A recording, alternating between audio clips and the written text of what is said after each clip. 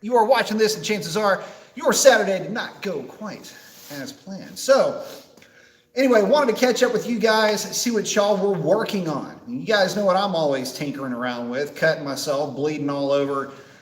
Lately, it's been GM products of all things. But yeah, so what are you guys working on? So, along those lines about what you guys are working on, I wanted to give you guys, I guess, some of the best advice that I've ever been given in terms of just working on these old cars.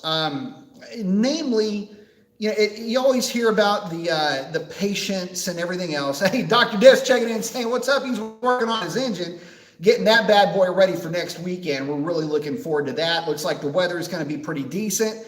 Not necessarily what we were hoping for, but it's going to be dang good enough. So I think it's going to be a situation where everybody's having a great time. We'll be able to get to set some personal bests. Well, hopefully. We've got quite a few guys who are going after a number of records. I know Ron Silva is going to be going after that super stock record, whittling down on that. Of course, I'm looking to just piss everybody off with the Mistress, aka Revlon, aka Red Alert. I'm going to try to get a 10-0 out of her if at all possible. We've got quite a few folks going after the Ram 1500 records. I'm sure I'm forgetting. So we got a couple of demons making it to the party. We got a little bit of everything going on. So I'm sure I'm forgetting something. Anyway, so yeah, should be a good time. Again, yeah, we'd like to have a little bit drier air, but you know what? We'll take what we can get down here in southeast Tejas. So at any rate, just kind of hanging out with you guys tonight. Nothing real pressing or major. If y'all get saying, what up, my man B? What's up, man? Let me scoot this chair up a little bit. There we go. Okay. Scoot this damn thing up a little bit. Let's see. What up, y'all? I guess Dr. Div saying my first wide open throttle pull will be there. Anthony's saying, good evening. What's the good word? Well, the good word is we're going to be taking Sierra for her spa day here pretty soon. Actually, it'll be tomorrow afternoon. Doc Div's going to be putting his little brand of magic on this contraption right back here. So really looking forward to that, man. I tell you guys what, I was able to putter around in this thing a little bit today. And man, I tell you what, just driving this truck puts a big, stupid smile on my face every time. So relaxing. That's one of the things I love about that truck is that it just puts me in a real chill, real cool mood. So anyway, she needs some work though. Primarily, he's going to be putting a 4-barrel intake on it, a new 4-barrel carburetor. It's going to have, converting it to an electric fuel pump, which is going to be a big deal. So it'll be electric fuel pump with a regulator, with a return, new leaf springs, because somewhere along the way, somebody jacked one of these up and it is time, it's got to get replaced. But quite a few other things, just basic, get her roadworthy, so to speak. Some brake components. Definitely doesn't need brake lines or calipers. Anyway, quite a bit's going to get done to that truck, and I'm really looking forward to it because I enjoy the heck out of driving that thing. So that'll be my afternoon tomorrow. But just curious as far as, getting back to like the best advice. So one of the things I've been doing with this truck is, and this is really any of these older vehicles, especially if you're working on something like a truck, or really, again, anything that's been sitting out, rusty parts, things like that. I had made a video, I posted it last night, and it was basically advice for folks that are going to be looking to put together a restoration project. And restoration project at this stage of the game can be anything from, the early 2000s, late to mid 90s, all the way back from there, right? So those are practically classics at this point. One of the things is, the point of that video was just basically, if I could boil it all down to one bit of advice, would be to know your limitations. Whether it's budget limitations, skill set limitations, patience limitations, time limitations, that will dictate how that project will go. And I was given some, sage and unwaverable advice on that topic, right? But there's so many other things to talk about when you're working on these cars and trucks, especially when you're working on something that is as old as Sierra. And take for example, that truck is it's coming up on 50 years old.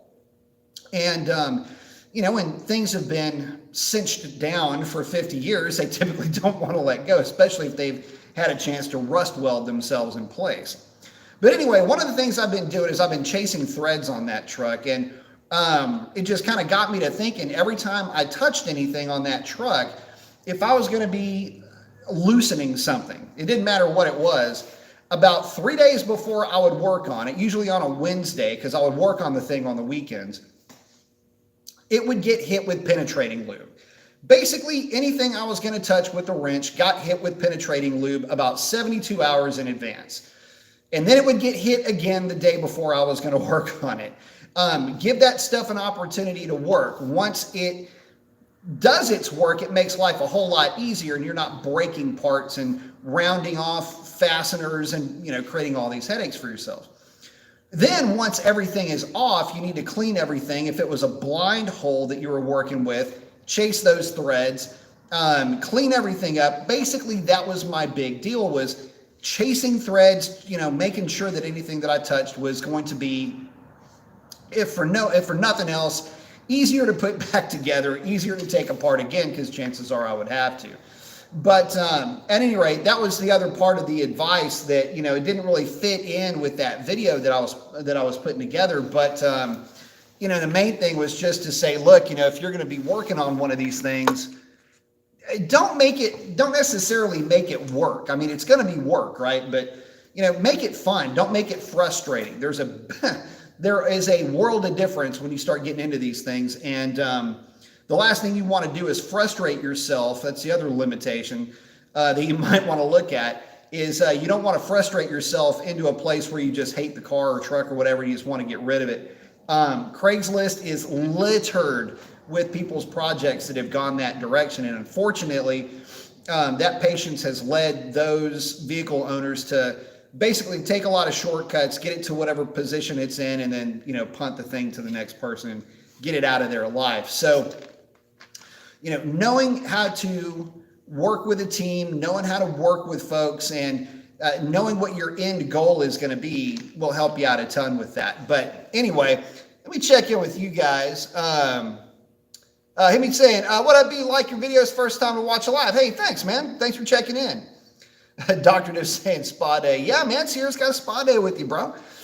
Kevin saying, what up, Mason? What up, Kevin? Dr. was saying, Holly Blue would be a good upgrade. Yeah, for sure. So let me tell you why I'm going to an electric fuel pump, guys. This is kind of just a fact of life. And this is also one of those things, if you're thinking about doing a conversion, if you think about doing a restoration to one of these vintage vehicles, think about doing a conversion to an electric fuel system. I'm very lucky in that my 72 GMC has a return style sending unit. What that means is that there is a continuous loop of fuel that is circulating from the fuel pump to the tank, or from the fuel pump to the engine. But in reality, there is a deadhead there that will pump any excess pressure back to the tank. The idea is that it keeps you out of vapor lock, and that's the key issue right here. So with modern gasoline, E10 being the case, really any significant amount of ethanol, 5, 7, 8%, will exacerbate this issue. But what happens with these older engines is that the fuel will literally boil inside the line. It will not allow the pump to pump the fuel into the carburetor, and thus you run into a problem with, well, quite honestly, no fuel in the bowls of the carburetor, which means that the engine will not run until everything cools off.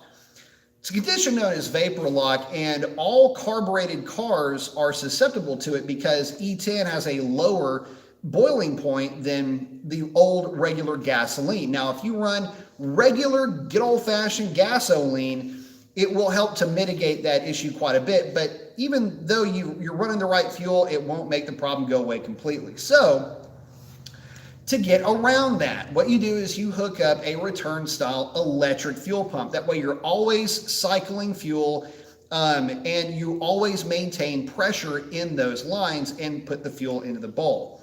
Along with that, we're going to do a couple of things, take this a step further. So I know Justin's listening with peaked ears here. So yes, we're going to do the fuel pump and the regulator. Yes, we're doing the aluminum intake manifold.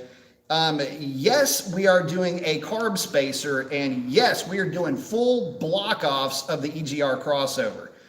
There ain't going to be nothing going through that intake manifold other than air and fuel. So that'll make life a lot easier, a lot nicer. It'll make the truck a lot less susceptible to vapor lock. Now, will that cure it completely? Well, basically, yeah, it will all but cure it. It'll make it about as reliable as a modern fuel injection system, which runs at a significantly higher pressure. And that's the only real caveat here, is that it is still a carburetor, which means you're dealing with lower pressures, which means that the boiling point is lower than in a higher pressure system. Well, the Camaro is a TBI, so it's not that high, but a more modern system that runs at anywhere between 40, 60, 70 PSI fuel pressure.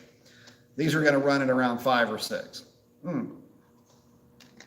But with the benefit of having a pump at the back that can always drive fuel to the carburetor. So definitely something that I would recommend.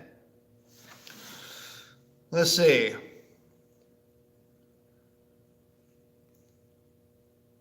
Oh, XCAT saying something about cruising in an old car is just relaxing. Yeah, this thing, I love it.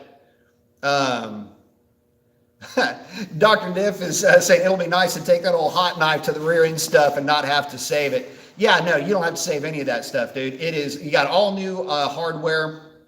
In fact, I even bought an extra.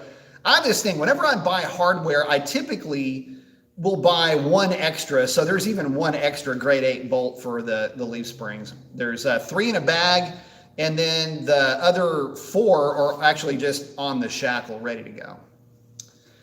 But yeah, use the glow wrench. CFL James got the thumbs up, the arm flex. I like it. Doug just saying almost a classic. Yeah, if from the 95 would make it a classic. Biagi saying bought a basic cold air intake ported throttle body remote tune for my SS from Janity Racing, but I don't data log because it was not necessarily. They just send me the tune. Do you think that's a safe tune? Not sort of. I mean, it depends. Without data logging, I can't tell you. I have no idea. I've had tunes from reputable tuners not work on my truck, so I'm gonna need to do some data logging. A garden variety tune is not always the best bet. X Cash is saying, is it bad to launch a car on the street with traction control on? I got my best times with it on. No, not at all.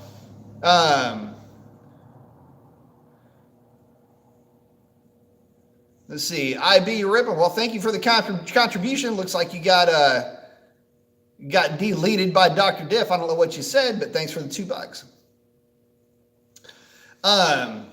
Dr. Diff saying with the carb work for E10, it will help. It won't cure it, but the electric pump will. Yeah. So one of the issues that comes up, see, this is, you almost have to slide back a little bit. So let me tell you why all this is kind of happening.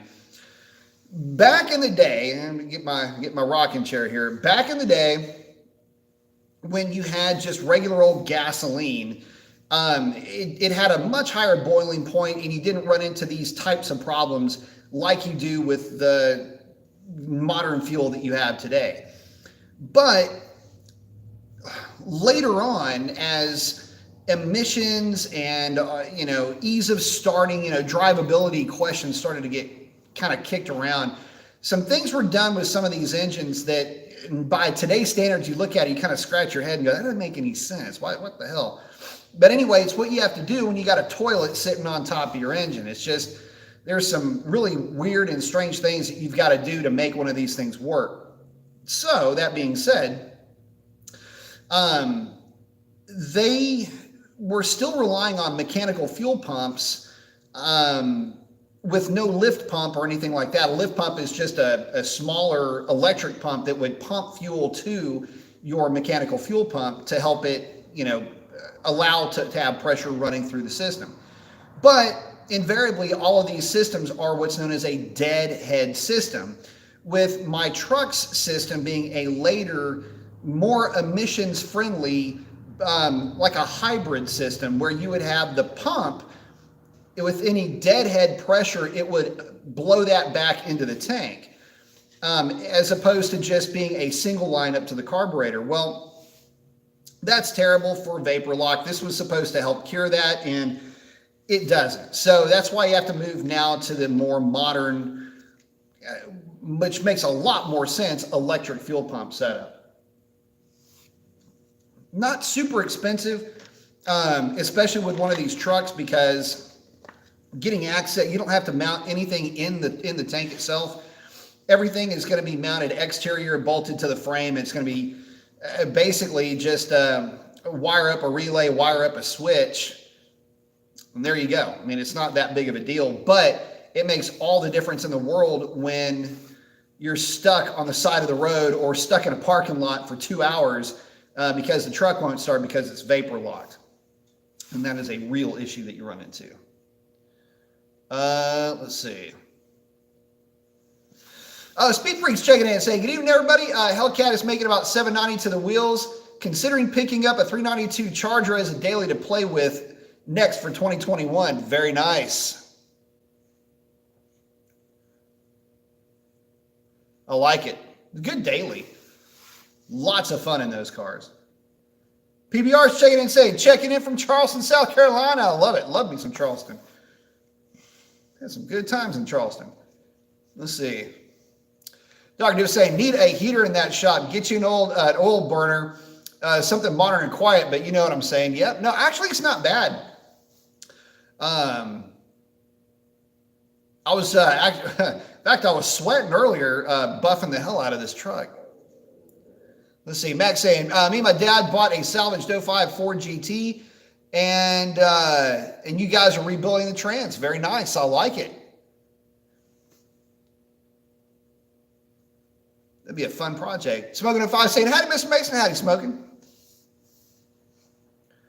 Dr. Diff, talking about, I guess, the one that he put out. Yeah, well, I appreciate that. That's why you are a moderator, sir.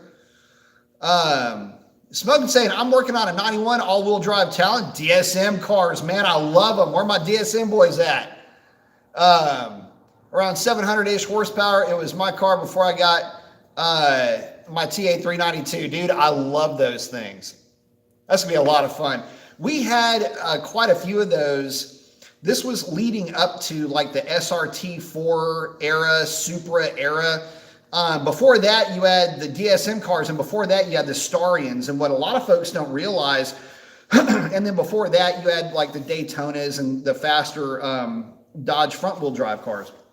What a lot of folks don't realize is just how nasty those cars can be. And it's a darn shame that you don't see more of them, because they still, to this day, I mean, you can build a 10-second DSM with basically no, well, I'm not going to say no real investment. You got to put a lot of money into them. There's certain things that are a little bit fragile about them, but those things are just always such cool cars, in my opinion. Doctor said, we're here for the professor's advice, not 12-year-old comments. Understood, man. I appreciate it. HU37 is saying, I plan on buying 15-inch wheels and drag radials. My choices are 295, 55 R15 Mickey Thompson ET Street SSs or 275, 60 R15 ET Streets. Which would you prefer? Depends on the width of the wheel that you're getting. But between the two, I would probably go with the 275, 60 because you would have a little bit taller aspect ratio, and believe me when I tell you, a 275 60 15 will hook. It won't be quite as wide, obviously, as a 295 55, but I believe it will be about the same height. Whatever 60% of 275 is and 55% of 295 is. But again, it depends on the width of the wheel that you're running. If you're running a 9-inch wheel, go with the 275s. If you're running a 9.5 or larger, go with the 295s. MG42 is saying, both my Mopars turned 20 in the last 24 hours, 300,000 plus miles combined. Nice. Never stuck on the side of the road, not one time. I like it. Very nice. Do either one of those have carburetors?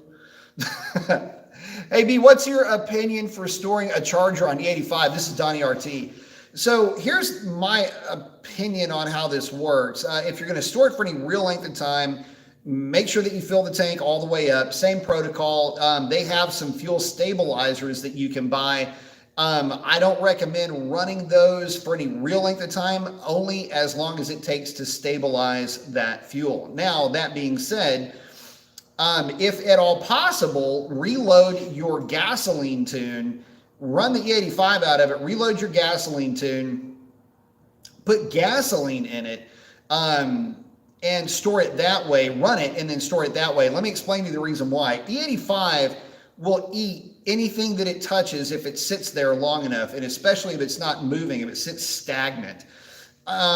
So things like injector parts, fuel pump parts, in-tank, the foam sock and everything else, all of the stuff like that, that's really what you're looking to protect by getting the E85 out of there. Not to mention the fact that E85 is hydrophilic, meaning that it does attract water. And because it attracts water, that can cause other issues along with the corrosive nature of that ethanol. You start to get some other corrosion that can start to take place. So I would say do yourself a favor and take those extra steps, and I think that they will work very well for you.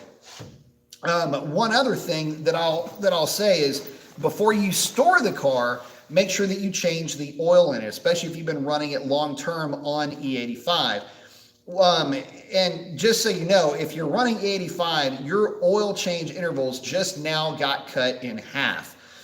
More of the fuel will get past the rings in the cylinder, primarily because the molecule is simply smaller, and you will have more ethanol content in your engine oil than you would normally have had gasoline content in your engine oil. So these are all things that can play into a situation where you could have corrosion, your oil be contaminated with the 85, things like that, all stuff you don't want to have happen. So you're going to store it, get rid of the 85, put the regular gasoline in it, change the oil, and then you can store it like normal.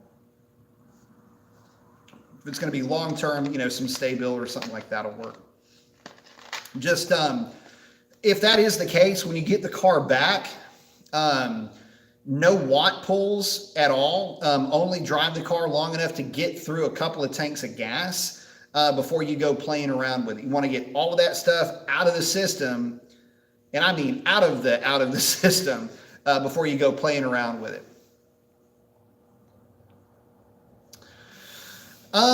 Jason's saying he did the trick flow heads cam intake on the 92 Mustang, baseline idle reset, and no vacuum leaks. Had to bump idle screw up about 1050 RPM or car will die when RPMs drop after revving. Any thoughts? So yeah, if you have tuning software, what you can do is you can raise the timing at very low RPMs to give yourself a little bit of a cushion. So there's that. Also, what you may want to do, don't forget to clean your throttle body. That's the other thing. A lot of guys forget to do that, and you'll end up with a hanging throttle. Throttle will stick. It'll stick shut in some cases, a little bit too shut. Even with your, you'll have to force the screw out to get it to idle right. I know with mine, I cleaned the living hell out of that throttle body. It was a complete mess. And it fixed a lot of those issues. But you can also bump up your timing. If you don't have tuning software, STKR or anything like that, tweaker in other words, binary editor or the like, what you can do is you can obviously bump up timing, and typically that combination, you say you have the trick flow?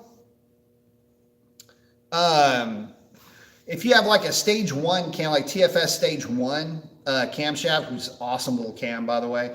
TFS stage 1 with 1.7s is sick with that combination, especially with a 150 shot. That right there will be like set your base timing at like 14 or 15, and that'll also help that a little bit. It'll help it to keep from dying at those lower idle values. Don't forget to take your bung out when you set your timing. Hey, CFL, thank you very much. Asking, can you please explain the best way, thank you for the contribution, saying, can you please explain the best way to data log mine being a 2019, 13, 20 testing and any further equipment that'll make life easier? Yes, so the best way to data log it, HP Tutor software, you're gonna go in and you are gonna start to, well, let's go down the list, shall we? Hang on. Because it just so happens, I got the laptop with me. Oh yeah, we are wearing Trans Am. There you go. Trans Am livery is in effect. So, story time with B. Mason. Hi, I'm B. Mason.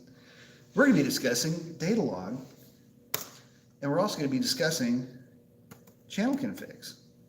So, get your crayon and your big cheat pad ready because I'm going to give you some configs to take a look at. So let me get this thing pulled up for you, bud.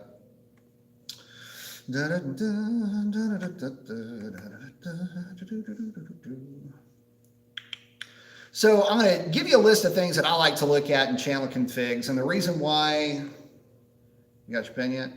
The reason why I like to check these things is because there's kind of some tattletales in the tune that you'll find. So first and foremost, throttle torque source. This will be under the engine side. Throttle torque source, torque indicator fast path, torque indicator slow path. These will give you some ideas of if you have basically if you have any mitigation of torque application. Basically torque management tattletales. It'll tell you where that's coming from. It can say just trans, or it can say over temp, or it could say injector duty cycle. All of that is going to be a big deal. So anyway, put those at the top of your list. Those are going to be your tattletales. If the car's doing something, those three PIDs will fill you in. Obviously, vehicle speed, engine RPM, air charge, timing advance, total knock retard. You're always going to be looking at that. Knock sensor 1 and 2. You want to look at the knock sensor voltage. That'll basically give you an idea if you are dealing with true knock, which in a car with stock manifolds and everything else, you're not going to see true knock unless you're looking at like 3 to 3.5 volts out of those knock sensors. Everything else is basically just noise. Within reason, okay? But just, that's kind of the rule of thumb. That's why a lot of tuners used to set that value in their tune to 3 volts. They would go into the knock sensor sensitivity voltage and they just wipe the whole thing clean at 3 volts. The problem with that is that at higher RPM values, you have what's known as a table modifier, and it would actually reduce the amount of voltage before it would actually start to pull timing. And I'm sorry, it would raise the voltage by reducing the threshold. In other words, instead of being 3 volts, it might be 4 volts before it would start pulling timing, and you would really have knock at that point. So anyway, look at the knock sensor 1 and 2. As long as you're on it with a stock car, stock manifolds and the like, as long as you're under 3 volts, you should be in good shape. 2.5, you might want to take a look at that. It's probably fuel quality. Your equivalence ratio commanded, that's going to be your air-fuel ratio. Fuel pressure, fuel level input. This is going to be something that you might blow your mind a little bit. Fuel level input primarily because your gas gauge is freaking wrong. And this will be the tattletale for that. I've had my gauge read half a tank only to be looking at a data log showing 1/3 of a tank and an injector duty cycle of 110%. Yeah, I fuel yipped my car because I didn't have enough gas in it, and it was because the fuel gauge was wrong. So just look at that. That'll be your fuel tattletale. From there, we've already talked about throttle torque source. These are your tattletales: throttle torque source, torque indicator fast path, and torque indicator slow path. We're going to go throttle position, but also accelerator position. Let me tell you the reason why.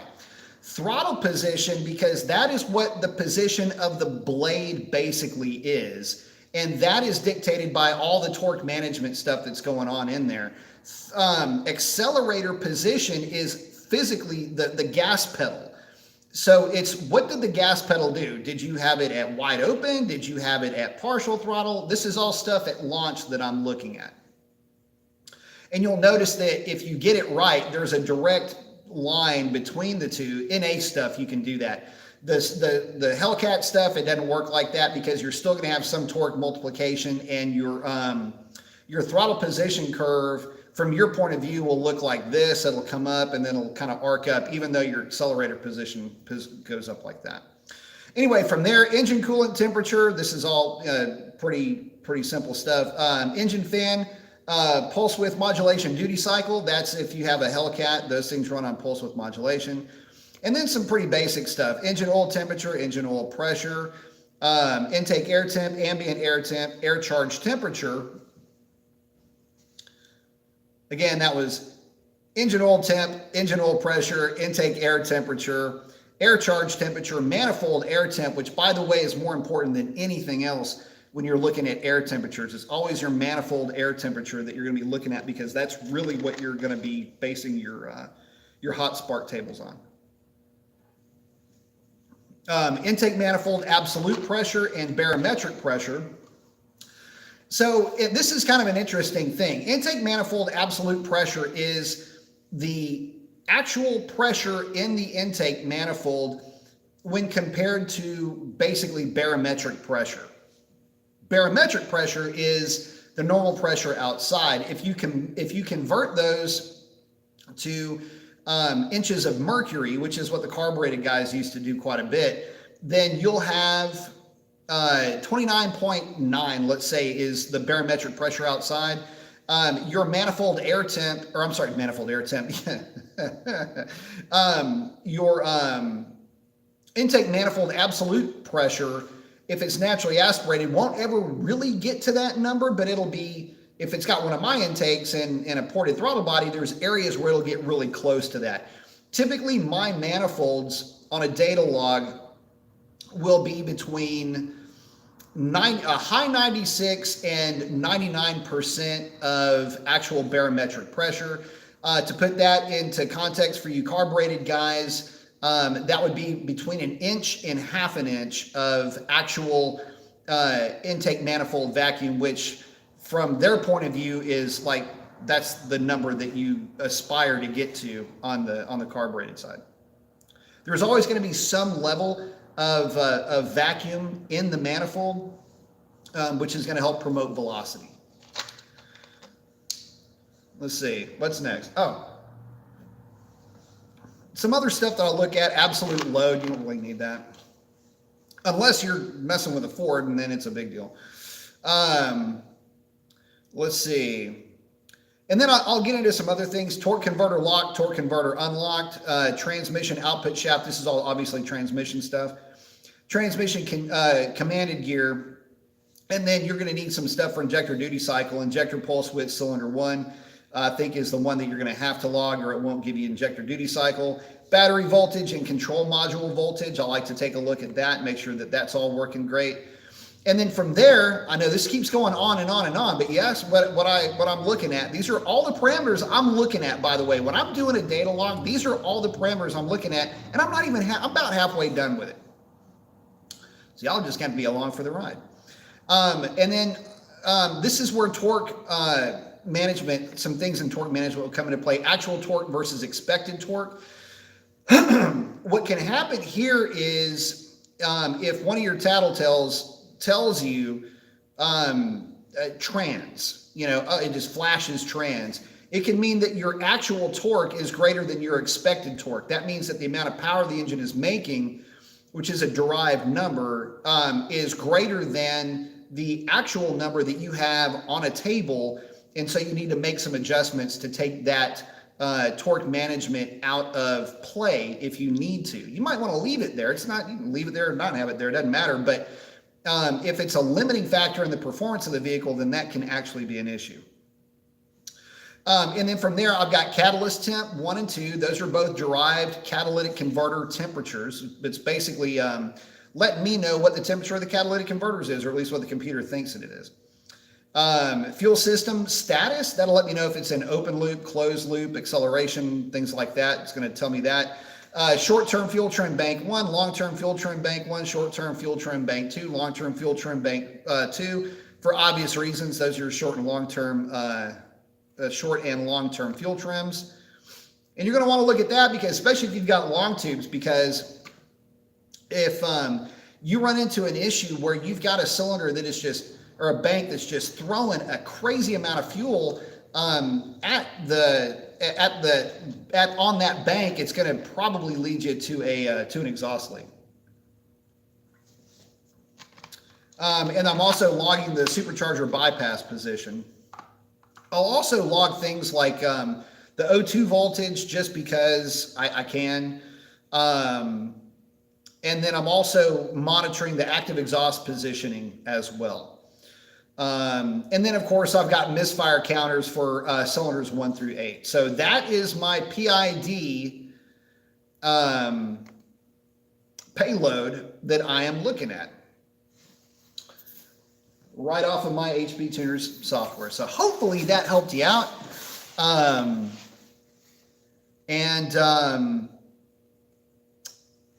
Let me keep going here. But thank you very much, man. I appreciate that. Hemi's saying, man, I appreciate that. Hemi's saying, I'm doing NA full bolt-on build on a 17 Challenger with a 5.7. Should I port the 5.7 intake or the 392 intake? Second question is, who should I have ported if I go that route? Well, that's a sign from me. I would give Doc Differential a shout. He might be able to hook you up. He may have something on the shelf for a 5.7. I think he just sold the last 392 manifold that I did.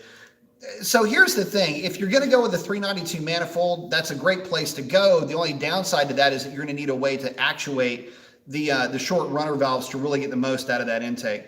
Now, aside from that, you can go with a ported 5.7 will do just fine for probably what you're working on. It'll be a lot more simple in the process. But Doc Differential can get you squared away with ported manifolds, things like that. That would be me doing the porting if you went through him for one of those manifolds. But thank you very much for the contribution, man. I appreciate that. Shawnee's checking in saying clutch money for Foxy or Sierra transmission. Thank you, brother. I appreciate that very much, man.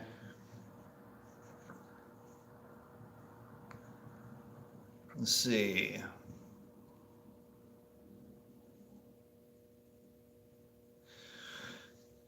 Oh, Doc Div saying, hell yeah, love me an old Talon or Eclipse. That was a badass car in its day. Put that little turbo engine on 100 shot and kill it. Better believe it.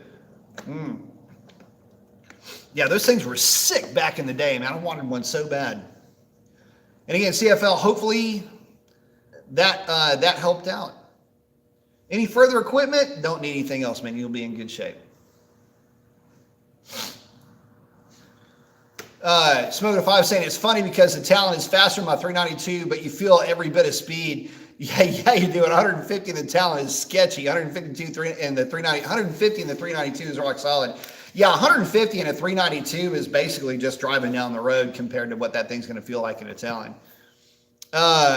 Speed Freak's asking, hey B, are the tracks closed by you for winter or do they stay open year round? Asking from cold New Jersey. So yes, they are open year round-ish. They'll usually take off sometime in December and then reopen for the holidays, obviously, and then reopen in January. So they've just opened for some events here this past weekend. And so we will have this Friday will be the first Test and Tune day. And then we will have, from then on, the track will just be open for business as usual. We were down for some COVID-related issues, but everybody came out the other end of that okay. W for the win saying, what's up? Hey, man, what's up? Donnie's saying, I appreciate the advice. Absolutely. Thanks for hanging out, man. Dave is asking, what's the most time you've stuck in a customer scat pack and seen good results? Each one is a little bit different, man. So to tell you that I've run 17 degrees and had great results, I've seen 18 degrees do well. I wouldn't really hang on a timing number. It's more of a timing range anyway, based on air charge and things like that. But basically, once it's all said and done, I can tell you timing values that don't work. And I think that's really more to the point for you, for purposes of this conversation. So 20 degrees of timing, not going to work well for you. Not unless you are square in the middle of E85. And even then, you might be pushing it at 20 degrees of timing, as you find it in your HP Tuner software or in your Diablo software.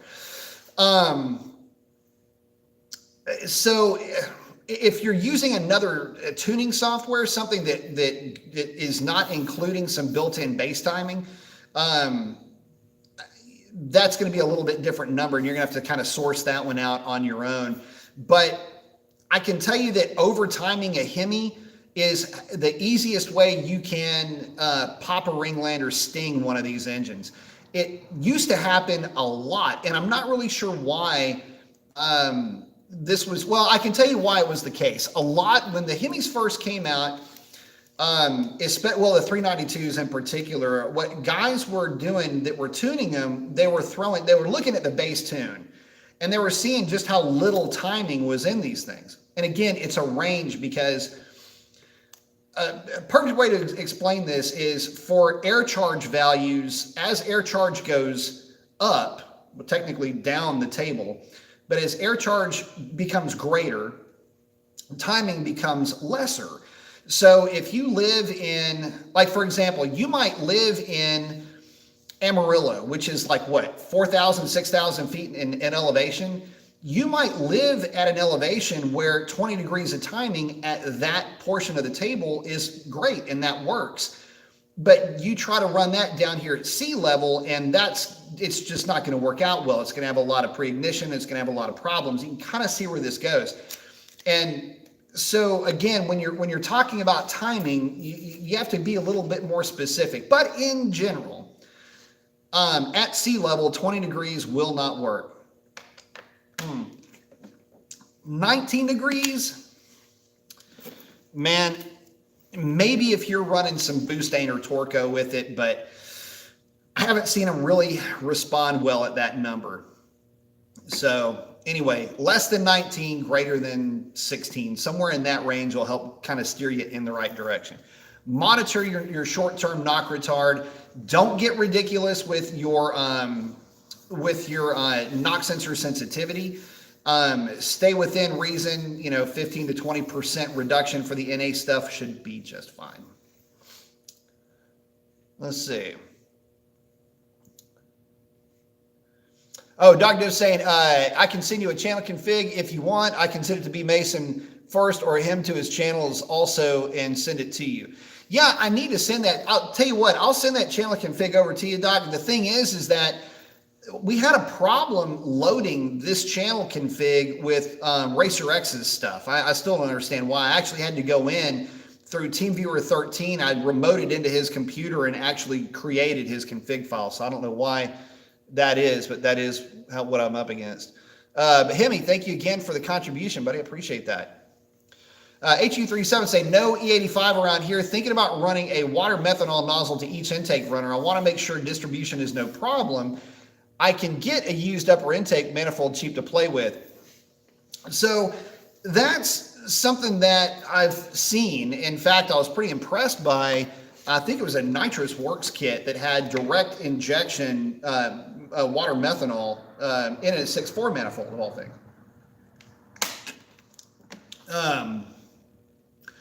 Which is pretty cool, and it's the only way that I personally would go. I would not suggest. Why am I sticking that over here? I got beverage holders in this chair, daggum. I just wouldn't suggest going with a system that would just be spraying that into the manifold. I just would not do that. I would go direct port or nothing at all. And here's my other advice with that. Tuning with that, again, I don't see that being a great big help for you on the NA side. Now, if you're obviously supercharged is going to be something completely different, but on the NA side, probably not going to do as much good as you might think. Unless your fuel quality is really bad, you're running 91 octane. In that case, it might be a good thing. Kobe saying, "Sub B, sub Kobe."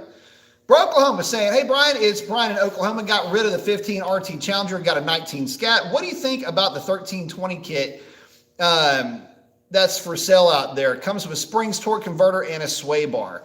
It's $1,200. Well, the thing is, I mean, it's going to put you in a pretty good place. The converter itself is going to help it stall to about 2,000 RPM pretty easily. The springs are going to help it load up the rear tires at the track. The sway bar is going to be a pretty good addition to it as well. It's a less lighter weight sway bar. I like the idea of it. You know, $1,200 plus the install. I mean, it's is it? I guess the question is it worth it? I think that if you are really gunning for a number, then yeah, it's worth it, and I would say go for it. But it's if you're just playing around on the street, just goofing off and having fun, I don't know. I put it like this: I've seen a lot of Scat Pack cores, and a lot of shakers, especially Amber's car, Racer X's wife. Those cars are really quick without a lot of those things done to them, and they're right there on top of and running practically identical numbers to 1320s with those things. Now, this is all yet to be seen, and we've actually got a 1320 that's going to be making it to the track rental, so I can give you better data on this because we'll have Amber's car and a 1320 on site. We can see what the real difference is between them side by side. Check back in after this weekend, weather permitting, please. Check back in after this weekend, and we'll see if we can get you some answers to whether or not that kit would really be worth it. Basically, ET for ET, same day, etc. Ken's asking, have you ever considered a tuning business for Hellcats, 392s, and Red Eyes and Demons? With your knowledge, it would be I'll be very willing to be a customer. I appreciate that. You know, I tell you what, this is one of those situations where I've seen and I've worked at a shop, and I know what it's like to I know what it's like to have to do that for a living, or at least even as a side gig or what have you. Man, I do this because I love it. I do it because it's fun, and you know, doing some of this stuff for my friends is what I enjoy. And but no, I would not want to do it and carry liability. Let me tell you why. I can tell somebody, by the way, this is coming from experience. Let me run this thing back. If you decide to do something like that, the word no is a word that you'll become very comfortable with, or need to become very comfortable with, I should say. Because you get unrealistic expectations coupled with some frustratingly, I'm not going to use the word ignorant because there's a negative connotation that comes with the word ignorant. I'm going to use stupid motherfuckers here instead. I'm sorry, that may have come out wrong.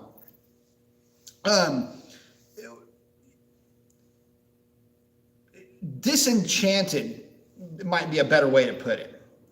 Because a lot of times, by the time somebody would get to us, they had been drugged through every,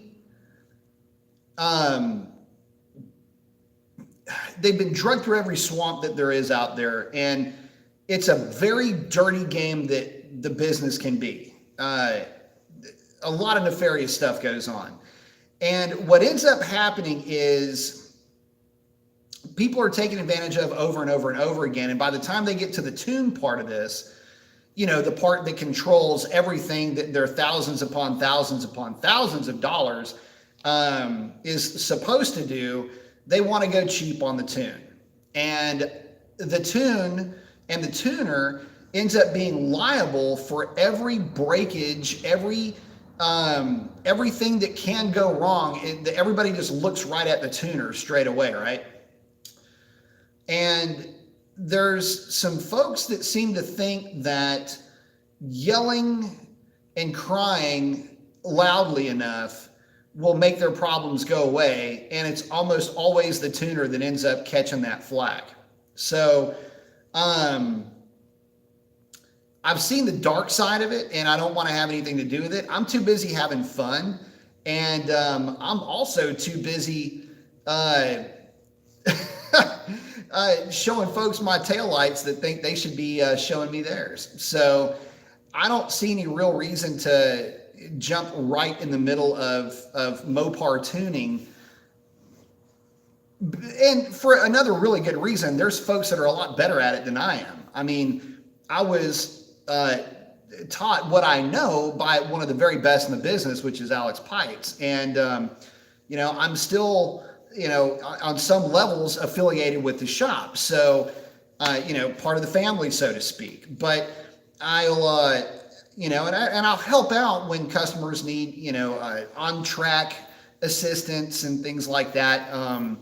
Really getting the car dialed in, I'll jump in the middle and help those guys out. But no, I would never do it on my own because, like I say, I've seen just the ugly side of it, and it is just not worth it, man. It's just not worth it to me. Not to mention, again, so this is the funny part of it. And this is when the SMFs kind of start to file out of the freaking woodwork. When you tell your customer, do not run any other fuel in this vehicle other than E85. If you run regular gasoline in this vehicle, it will blow up. And then that customer goes out and puts 91 octane gasoline in that vehicle and blows their car up and then says, well, you didn't say I couldn't run premium. Just take that scenario, that mentality, that dumb assery, and let that stew for a little bit. Stuff like that happens all the time. And it's funny how bad news and bad reps and bad press seem to stick like they're made out of freaking super glue, but yet accolades seem to be made of Teflon. So, I'll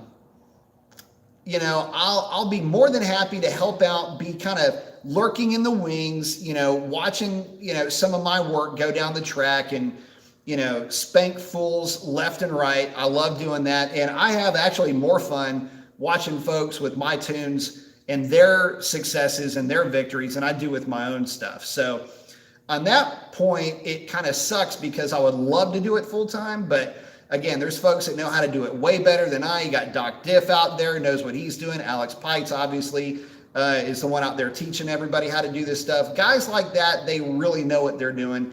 Guys like me, I'm more of a support staff kind of guy.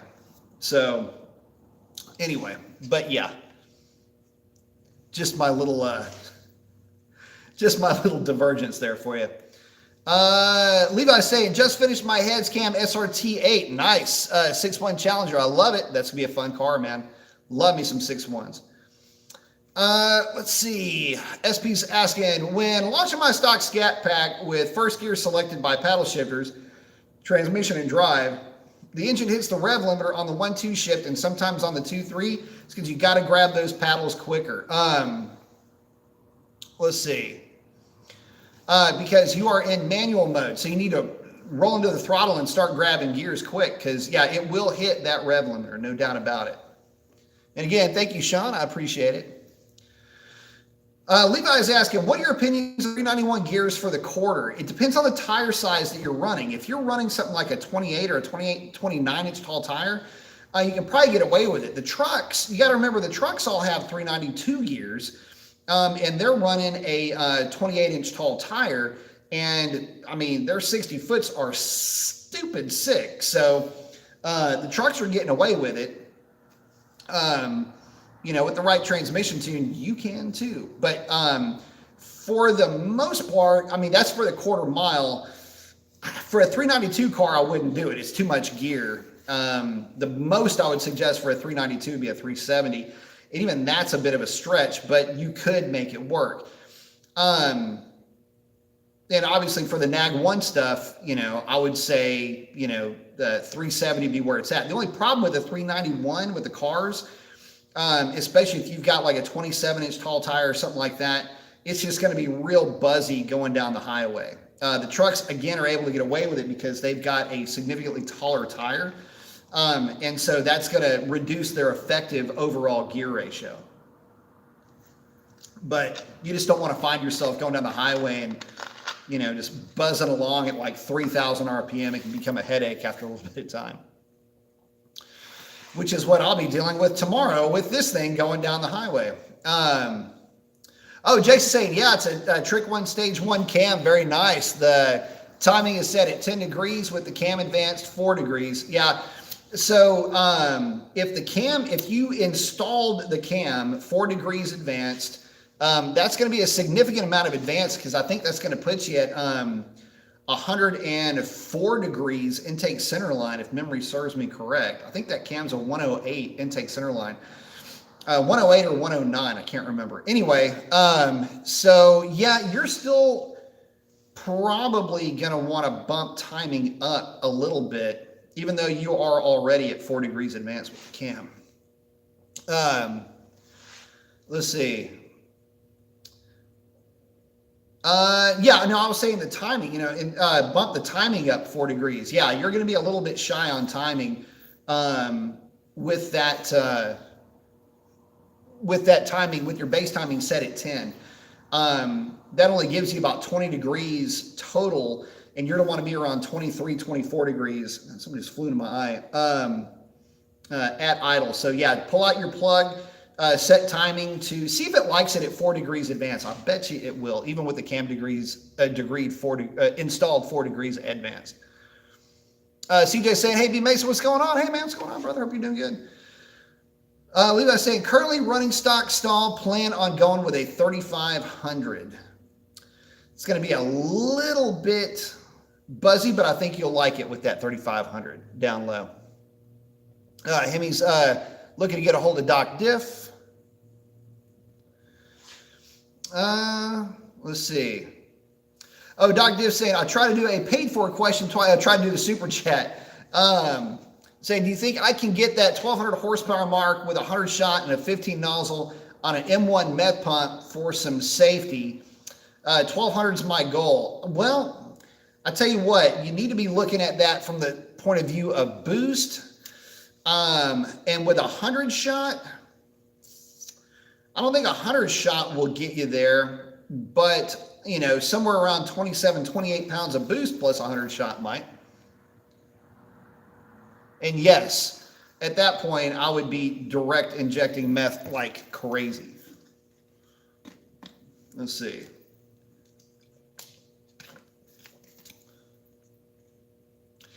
Dave's saying, it's HP Tuner E85, cam headers, SoCal is where I live.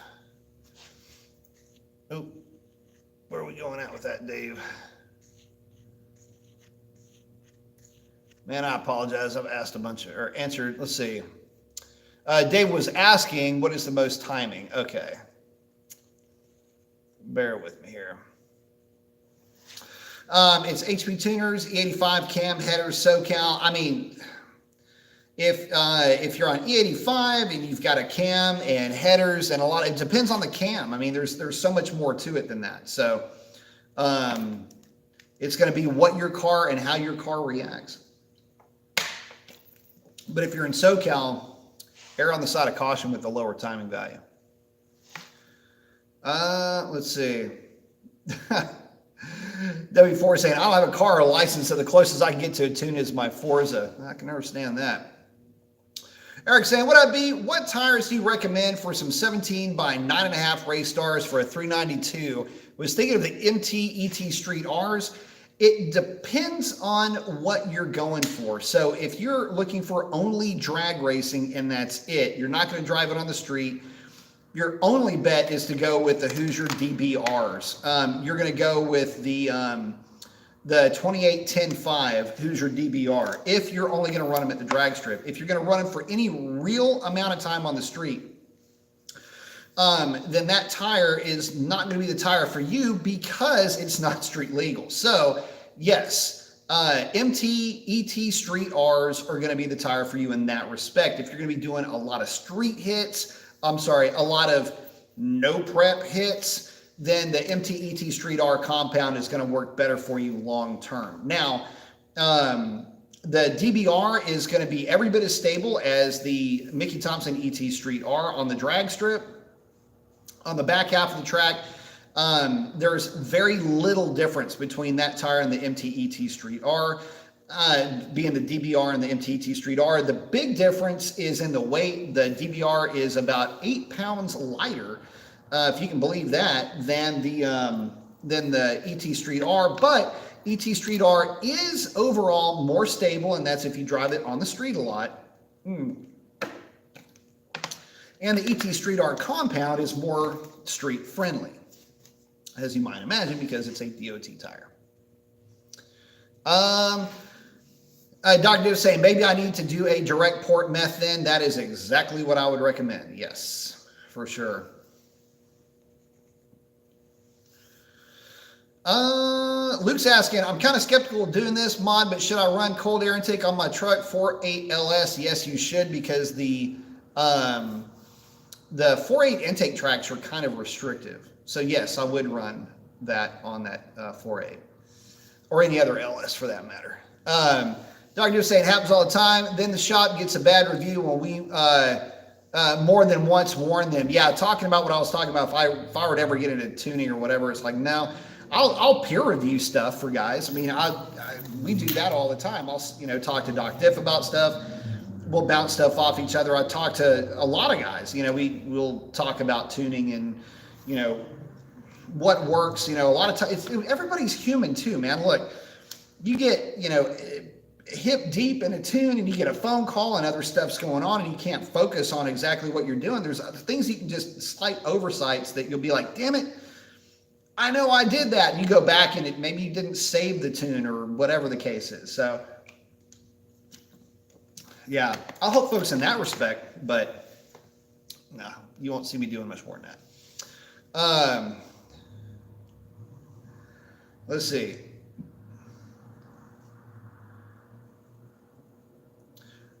Oh, talking about fuel quality, Dr. Diff is, yeah, for sure. Making sure that they've got the right fuel and you've got the right fuel to go with it.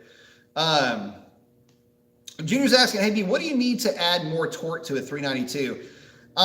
Good question. I mean, ported intake manifold, larger throttle body will get you basically where you need to be, along with a tune to optimize that. Long tube headers will give you more bottom end torque and more tip end torque. In other words, better throttle response. Won't give you any horsepower. In fact, some will argue that they'll cost you 1 or 2 up top, but you'll pick up a significant amount of bottom end torque and mid-range torque with a set of long tubes. So all of that together, obviously with the tune, would be the best way to go. Makes the car real snappy, and from there, it's going to be all about some torque management, adjustment, and trans tuning. Put you right where you need to be on that.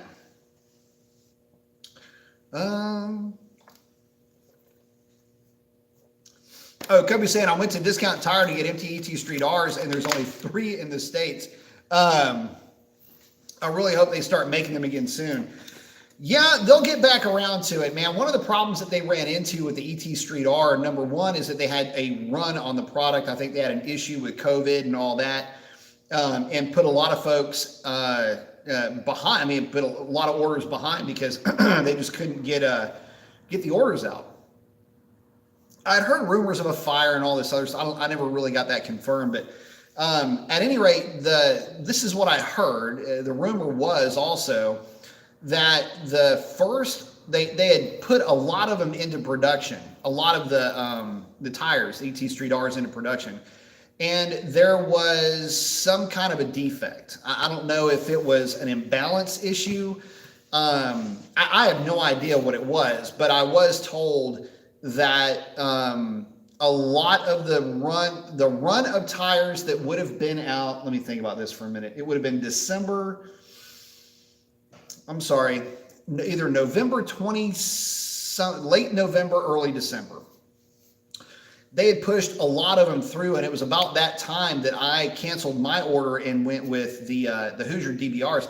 I had no idea about about any issues potentially or otherwise with a recall. I just knew that there was there was something along the lines of a recall at that point. So, or there was a potential defect, I should say, not a recall, but a potential defect. Anyway, that potential defect was causing a lot of those tires to get returned, which is not good. You know, the other thing about ET Street R's, which is really good, is that they wear like iron. I mean, those things have got a longevity that they really have no business having. I mean, I know a lot of guys that will run ET Street R's for an entire season and only get rid of them really because the season is starting. You know, the actual, you know, cold weather season is starting back up. But as far as, you know, how many passes do you get? That really, those tires, if you're just driving to the track, running them at the track 3 or 4 times and then coming home and then taking them off, and, you know, you're not doing really anything else with the car, no data hits and stuff like that, stuff like I do with those tires, but that they work really well for. If you're not doing a whole lot of that, I mean, dude, you can get, even if you're going to the track a couple of times a month, I mean, you can get, well, on average, I'll get about 100 passes out of a set of ET Street R's, from brand new to I've really got to get rid of them. Realistic pass number, like the pass count, 100 is there, but I would probably be more comfortable with the number of like 85. I can usually tell you by the time I personally start getting down to that 86th, 88th pass, they're already pretty well done. But I mean, I've made hundreds of passes on ET Streets and ET Street R's and have always had really good luck with them. But that being said, I'm a little bit more partial to these Hoosiers, primarily because they're so much more forgiving. But that's just what I've been experiencing. So, getting back to it, Sierra will be going in for her spa day tomorrow, and God, inhaled some water. I'm not a fish. So, and I will be getting a little Miss Revlon, aka the mistress, ready for her big day on Saturday. So hopefully we'll be able to get some good data on the car. Might be going down on Friday night, try to get a little bit of data then, and then load everything into the car and take it to the track. So I guess the question is, will I be removing the seat? You know, I'm getting that question a lot lately, and the answer is, I'll tell you what, if I have the time and I can find the tool, that seat is probably coming out. But that's just kind of where we're at with that right now. And mainly, the big reason for that is everybody else is basically pulling that passenger seat out. It's 65 pounds. And if 65 pounds helps that thing run a number, then so be it. But I think that I may reserve pulling the seat. I may reserve pulling the seat to see what the car runs the night before. If I can get some passes out of the car the night before, then we'll see about pulling that seat out. But if I can sneak in a low 1020, given the conditions, yeah, that seat might be coming out. I'm going to try to run some 10-0s. I think that'd be pretty sweet. It would really piss off the internet if that car ran 10-0s with real gasoline in it. Not roided up 93 octane. I'm not going to roid up with Boostain or Torco. This is a true 93 octane tune, and I'm really excited to see what I can get out of it. So should be fun.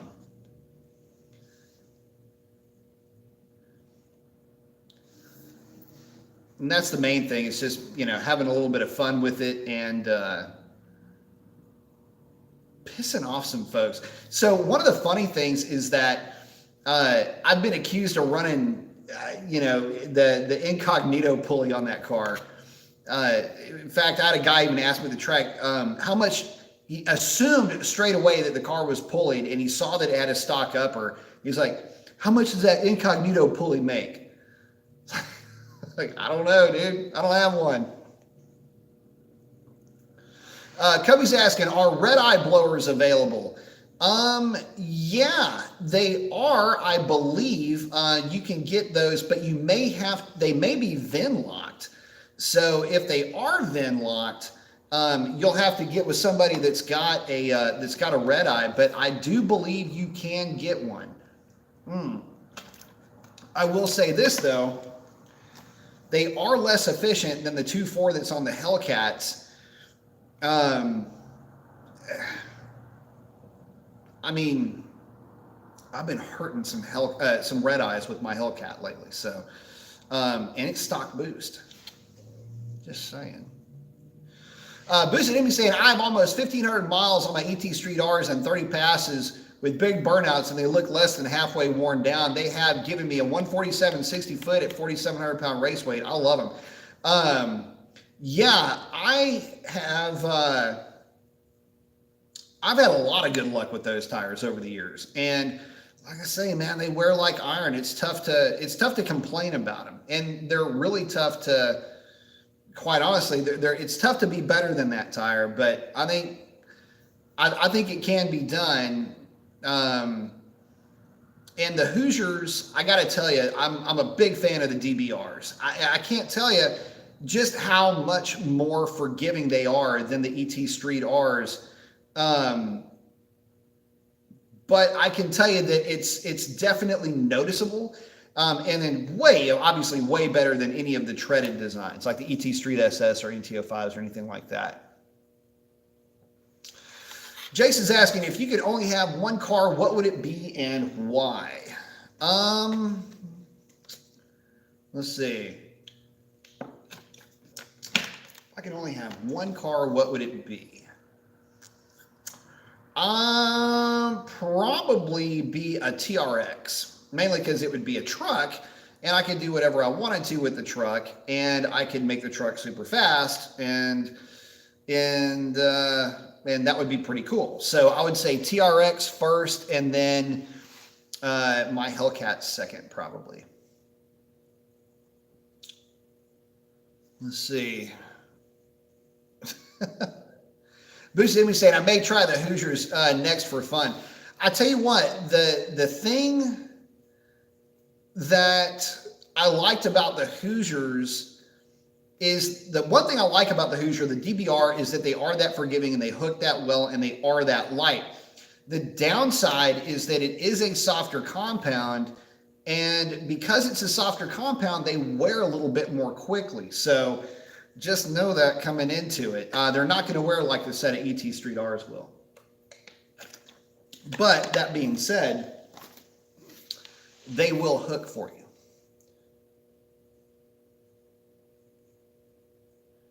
Kobe's saying 2015 CTSV.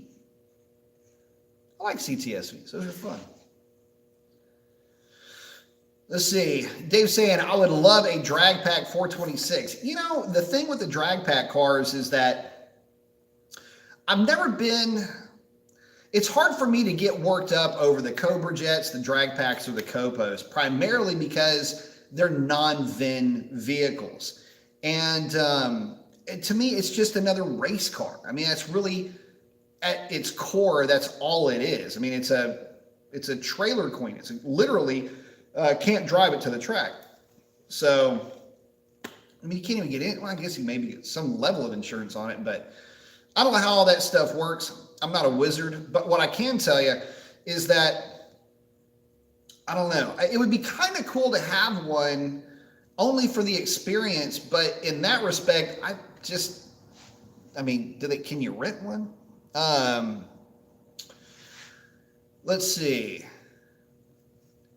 Jason's asking, anything on the street beat you in the Hellcat? I don't do a whole lot of street racing with the Hellcat. There's plenty on the street that I know will beat me. I've got friends of mine with cars that'll beat my car. So, on the street, the street's kind of a funny thing because the street is a kind of a, how do you call it? It's the great equalizer in a lot of ways. And what I mean by that is, picture like this, a 1320 on a drag pack with a set of ET Street R's versus my car on a set of ET Street R's would be a crazy good race, because that 1320 could just mat the throttle out of the hole, whereas I'm still modulating throttle trying to catch the guy. Now, I've run on the street, I've run into the tens, in no prep conditions. I've run mid-tens on the street with the DBRs. I would never suggest doing that though, because it destroys the tire.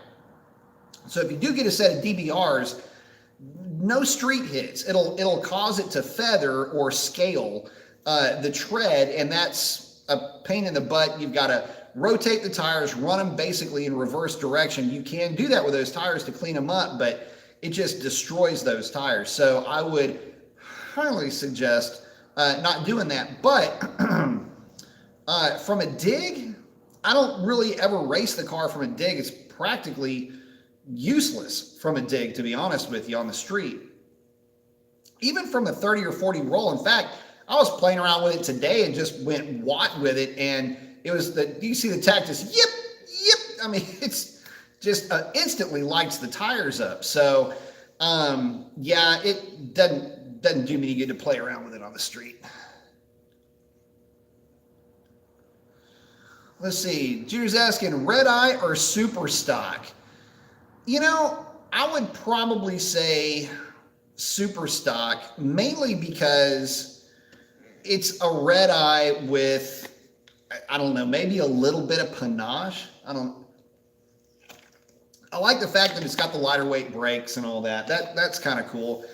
The weird thing for me though is that the super stock doesn't really fall in line with the general sense of what that nomenclature meant back in the day. And in other words, if they were really making a super stock, it would have been a narrow body or a regular body, no passenger seat, no rear seat, lightweight brakes, basically a Demon, but just even lighter than a Demon. That would have been the super stock. The super stock today it's like a parts bin car, which I'm not hating on it, don't get me wrong. Hell, I'd love to put those front brakes on my car, as a matter of fact, but I gotta tell you, left a little bit wanting with that. However, I do know that it's got a lot of good stuff going for it, and again, it's a super stock, so it's gonna have a little bit of that panache. I guess what I'm saying is if I were to be given one, I'd say super stock. If I were to buy one myself, probably go stripped down red eye.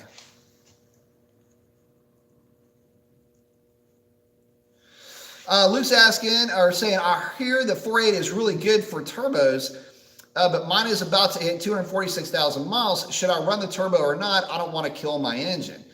Well, that is all going to come down to the tune, the amount of boost. It might not be the engine that you're worried about. You might be looking at transmission issues at that point. So, look, there's a lot of guys that'll take a junkyard engine, throw it in their project, throw boost at it until it cracks, and throw another 4.8 in the thing.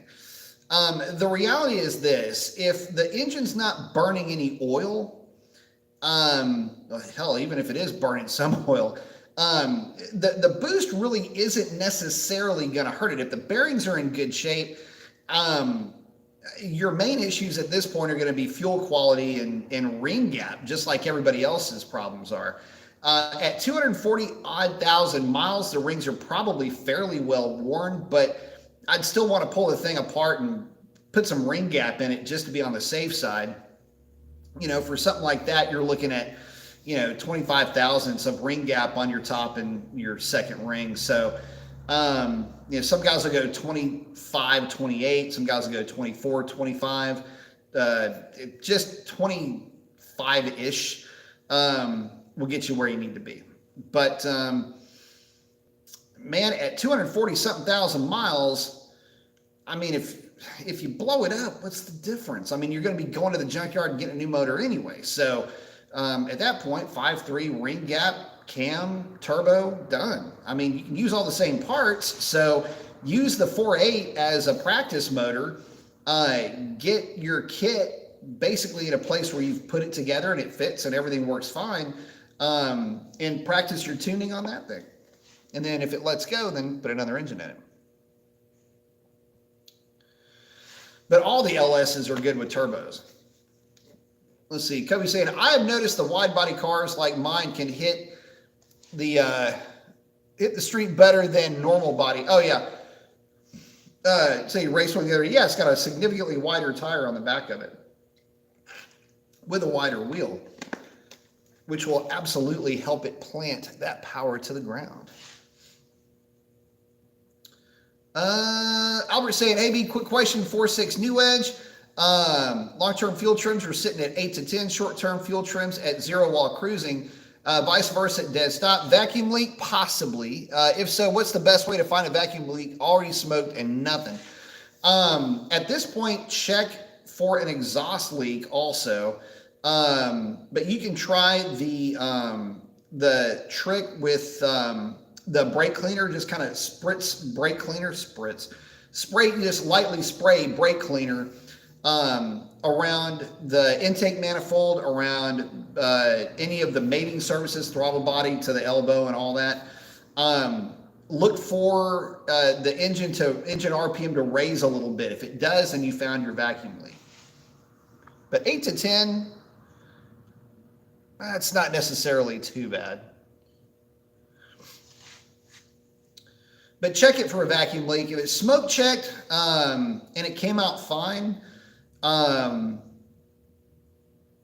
check your fuel pressure. Make sure your static and your loaded fuel pressure are good. Dave's asking, do you think the 426 will ever come in the Challengers and Chargers? I doubt it. The reason why I say that is the 392 is really, really good. There's not a lot of reason for FCA to throw in any more development money into that platform, unfortunately. And one of the key issues that's going to come up is EPA certification. Not that it would be tough to pass a 426, but at what cost? The issue that you're going to run into with a 426 is that it's going to be a tweener between a Scat Pack and a Hellcat. The problem is that the 426 won't be significantly more powerful than the 392. You're looking at 485 horse with the 392 versus maybe 540 horse for the 426. But they're going to charge a significant premium for that engine. It's going to have certain, again, that word panache comes to mind, but it's going to have a certain heartstring that's going to pluck with that 426 cubic inch displacement. And, well, they're not going to make as many of them because they're not going to sell as many of them. It's starting to sound a little bit familiar. So, what you would have is a situation where you would have, let's say, a $10,000 upcharge for a 426. And then another $10,000 on top of that for a Hellcat, give or take. But the Hellcat will always have the edge in resellability, always have the edge in ability to mod, durability comes to mind here as well. So the issue with the 426 is that it's almost in a lose-lose situation. You're going to spend even more money and still not be as fast as a Hellcat, because it won't be. Even if you could eke 600 horsepower out of that engine, which isn't necessarily hard to do, but let's just say that you could, and you had the basically 500, 600, 700 horsepower range there, you're still going to be down significantly in torque or somewhere else. There's going to be some area where the 426 is not going to be as well received as the Hellcat by the general public. And so it's still going to be the baby brother to the granddad, which is seemingly also the little brother to the Red Eye. You can kind of see where this is going. I would love to see a 426 variant. I just don't know that it would be a viable next step for the architecture of that engine. But I've been proven wrong before, and I would like to be proven wrong in this situation too. Let me tell you where I think the 426 would be really good. That would be if they had an all aluminum 426. Now we're talking about something that could really be a reason to spend more money, basically. Because right now, I'd look at a Scat Pack and then look at a Hellcat and go, man, look, if I just want to go 11s, by the way, folks are heading out to the spot right now, and there's been some heavy artillery running out there. So if you hear something running around in the background, there's a lot of folks heading out to Mexico, if you know what I mean.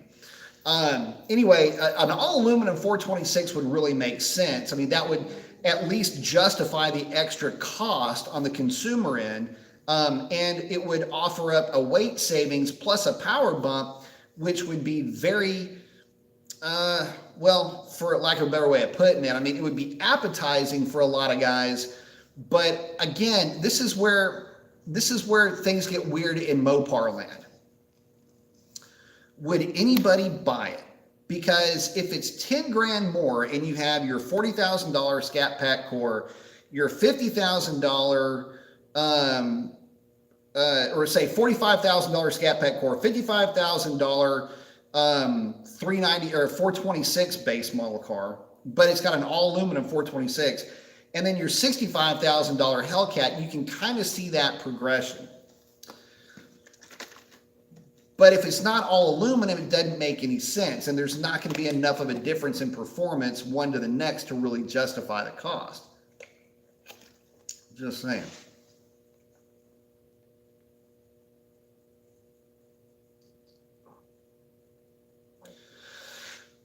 Kobe's saying, why is the EPA a big deal when trucks don't have to pass the EPA? I think some of them don't. I think one of the issues that you run into with the trucks is that at some level they don't have to follow EPA guidelines, but others do.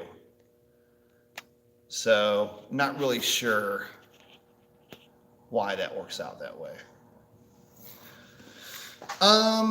Brandon's saying, will FCA drop an all-electric Challenger in the next 5 years? Well, there's some all-electric stuff already coming from FCA, and it's going to be coming on the Maserati side. So be on the lookout for that.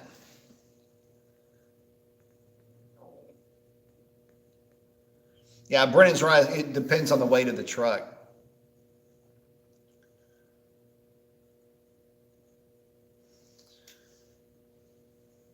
Let's see. Oh, Dr. Dude's saying, I want to see a 392 car with the Hellcat blower on it. You know, it's funny. The 392 is what was used to develop that supercharger, proof of concept and all of that. That's what was used.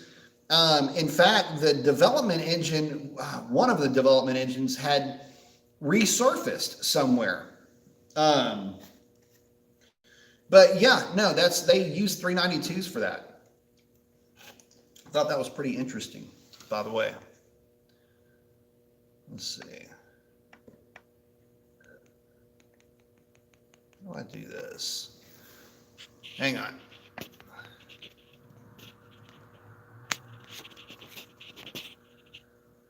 Bear with me just 1 second, guys. I'm having technical difficulty with my scrolling over here. My scrolling ability has gone down the hill. There we go. Well, guys, with that, we are coming up on an hour and a half. And I got to wake up bright and early in the morning. So with that, I'm going to leave y'all to it. But I tell y'all what, y'all have a great one. In fact, let me try something real quick. Before I sign out, let me do something. I've never done this. I've never actually had my computer with me in my lap.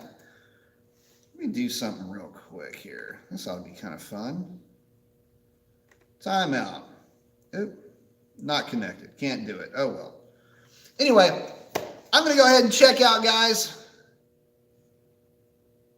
I will be checking in with you, Dr. Diff, in the morning. Let you know when I'm on the way. The rest of you guys, have a great one. Stay safe. Keep wearing a mask, if not for yourself. Then do it for others. If you sin it, don't bend it. Keep your shiny side up. And with that, love each and every one of y'all. Wouldn't do this and couldn't do this without y'all. Have a great one. We'll catch you on the next one. That's a wrap. Adios.